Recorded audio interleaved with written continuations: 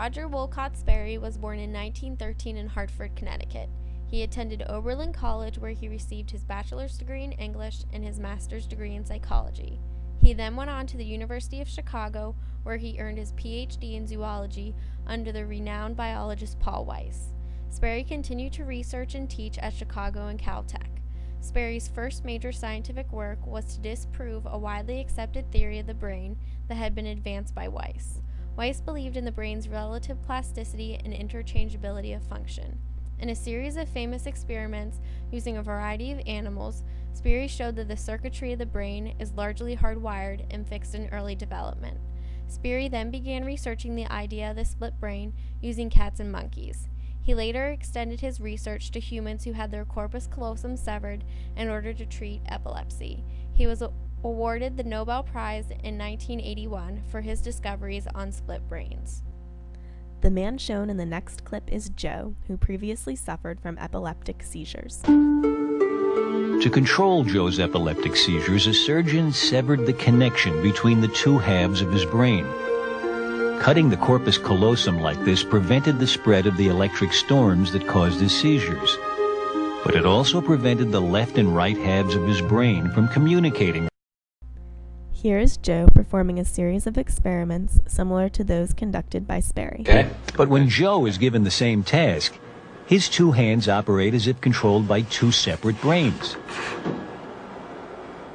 What's happening is that each half of Joe's brain is given a separate instruction.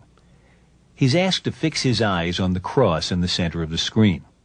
Anything flashed to the right of the cross goes only to his left hemisphere.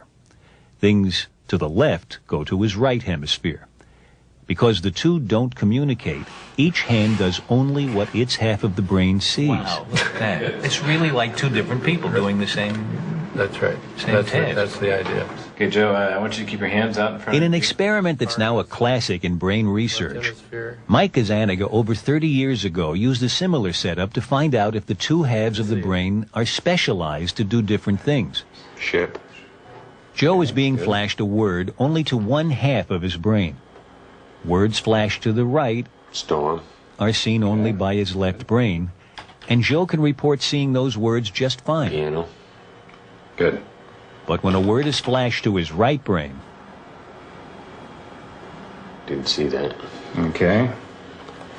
Joe, I'm going to ask you but now watch what happens. to draw that with your left hand.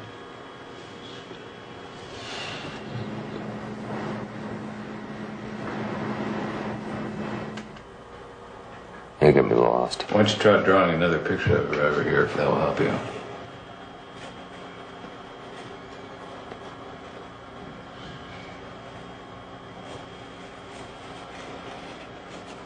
Oh, phone. Oh, okay. Durr. It's almost as though somebody has given him a secret communication. That's and right. Now he knows that it's a telephone. But up until then, he was blind to it. In Sperry's original research, a picture of an object is presented to the left visual field of the patient, which is associated with the right hemisphere. The split brain patient cannot name the object. The patient, however, can pick out the correct object using the left hand. Sperry's research showed that a conscious mind exists in each hemisphere.